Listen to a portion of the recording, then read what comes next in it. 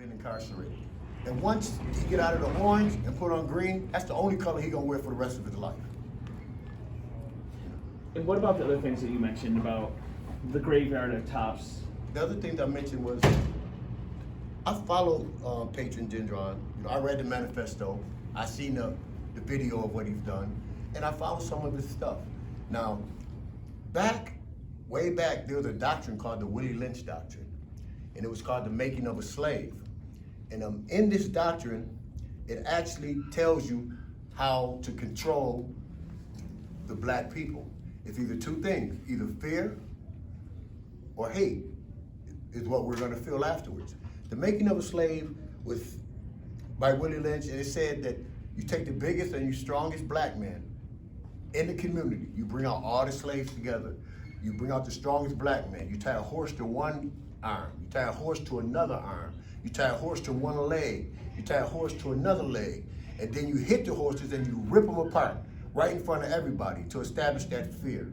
When payton-gendron came, Donald Jefferson, and the strongest, the most toughest part of the black community, with the population, there's over 80% of the black population living on in that area, in the 14208 area.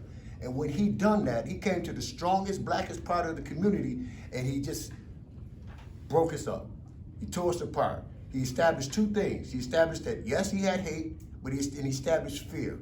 Even right now, if you go down there and look, the community has not changed. It's got even worse. The plaza next to the Tops is completely closed down. There's nothing open in that plaza. Right across the street, there's nothing open in that plaza. So this is not just for my family, not for my nephew, it's for the black community in general, of how he just came in and just destroyed everything. I pray for my nephew, because he's done so much, Mark Talley. He's done so much. He's done so much in the community now, and I pray for him. I wish that there was something more that I can do other than what I'm doing now with speaking out of my voice. I waited till last. In the beginning when this happened, I did an interview. I didn't say anything because how money get involved and all that stuff. I wanted to get everything out of the way, and then I wanted to say my piece about what this was going on, so we know that it's about the black community, it's about these families, it's about what Payton did, and I'm looking at it, it's actually like watching a video. I mean, so how can he say anything that's going to make anybody feel any kind of sorry for him or him apologizing? I mean, he actually strapped a camera to his head, wrote a manifesto, put this on, put a video on his head, and went out and shot like a video game.